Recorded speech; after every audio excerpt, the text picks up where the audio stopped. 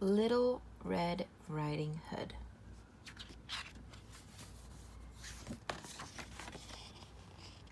Once upon a time, in a small village beside a forest, there lived a little girl and her mother.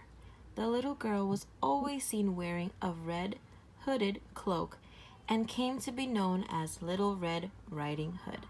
The cloak was a gift from her beloved grandmother, who lived in a cozy cottage in the woods. One day, Little Red Riding Hood's mother asked her to do a very special task. Grandmother had recently fallen ill, and it was up to Little Red Riding Hood to bring her a basket of food her mother had prepared. "Whatever you do, don't stray from the path," warned her mother, "and no matter what happens, don't talk to strangers along the way." Little Red Riding Hood took the basket and merrily skipped off through the woods. It was a beautiful day, and she wasn't worried one bit. A wolf spotted Little Red Riding Hood. He thought she looked quite tasty, but didn't dare pounce on her as there were woodcutters nearby.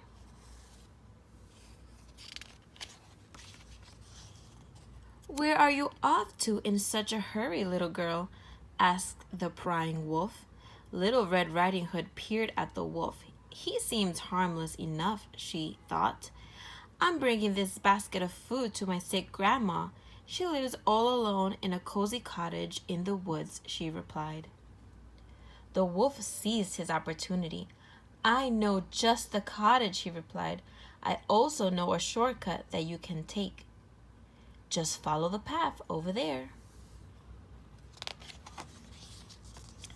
Little Red Riding Hood thought that was certainly a helpful tip. "How kind of you, Mr. Wolf," said Little Red Riding Hood. "Thanks for your help." Off she skipped down the other path. As Little Red Riding Hood continued along her way, some beautiful wildflowers caught her eye. "I have plenty of time," she thought, as she stopped to pick a few. "A sweet-smelling bouquet will be just the thing to cheer up Grandma."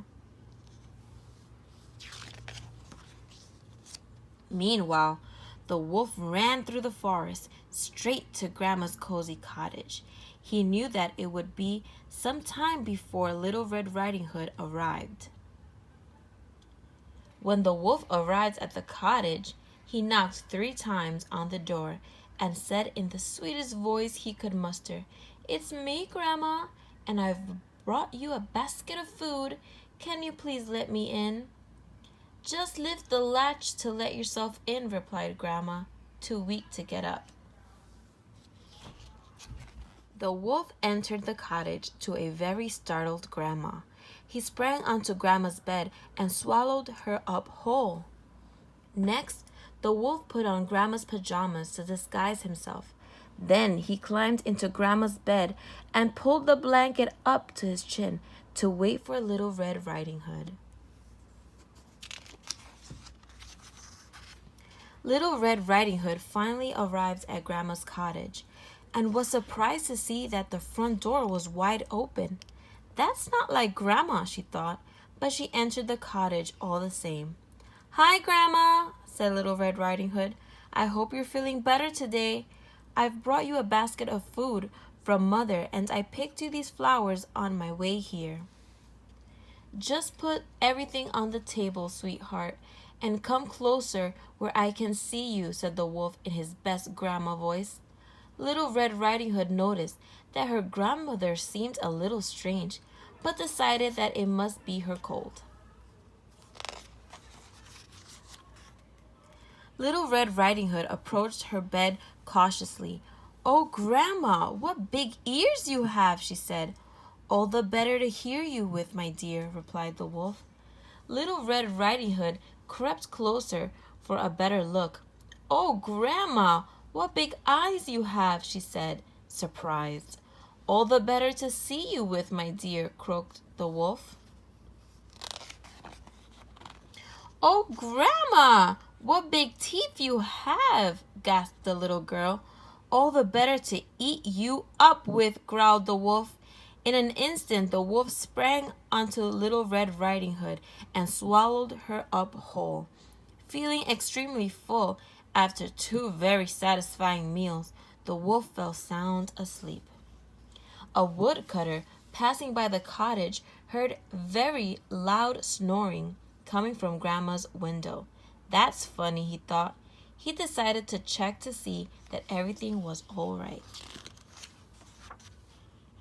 He opened the cottage door and was shocked.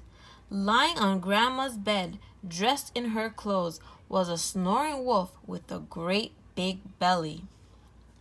The woodcutter recognized the wolf at once. It was the same wolf who had been stealing all the little lambs from the village. Every time he was caught, the clever wolf would find a way to escape.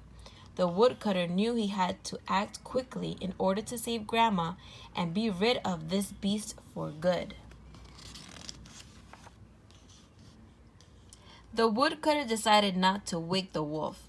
He carefully cut open the sleeping wolf's belly and was quite surprised by what he found. Out jumped not only Grandma, but Little Red Riding Hood too. Little Red Riding Hood and her grandmother were so happy to be saved. They hugged each other tightly and thanked the woodcutter for his bravery. They invited him to share the basket of food. "I'll certainly think twice about talking to strangers from now on," Little Red Riding Hood thought to herself. They all lived happily ever after, and the wolf never bothered anyone ever again. The end.